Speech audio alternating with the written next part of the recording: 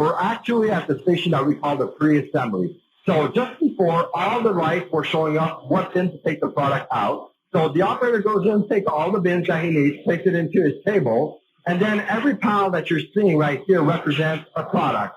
So they're just going to go in, scan the barcode of any part of that product that they need to, and automatically it will show you up directly on the screen what is the product that you need to work on, what is the drawing, but also shows you all the hardware that needs to be pre-installed at this station right here. So they can see the numbers of hinge, what type of shelf clips that they would need, or that kind of information that goes through. So they have all the information directly onto the screen. So again, we're also eliminating a lot of paperwork because everything is in front of them for them to know.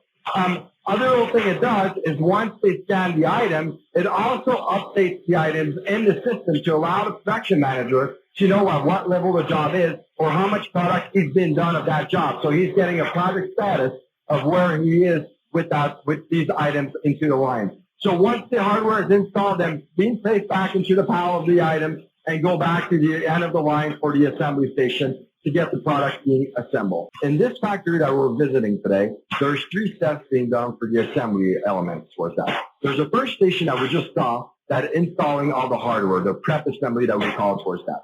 The second step is really building up only the carcass of the product that's being done. And the third step that we're going to see a little bit further is the installation of the doors and the drawer box into the cabinet in this element. So what's happening is that the parts are going through the conveyor and directly from the assembly station. So there's 2 stations of assembly that we're seeing there. The operator goes in and scans any part of the product to have it display on the screen what has to be built. So that's the 3D visualization of the product that needs to be built directly for that cabinet, that product right there. And what's important to know is that if there is a special thing to do or special hardware, again, to do on that product, well, they will have an instruction that will pop up to let them know that there's a special thing to do in this product with the specification of what has to be done into this product. What that avoids is having all these comments written down into the documentation or that kind of stuff. It just shows into the screen to let them know if there's something special to do on this product.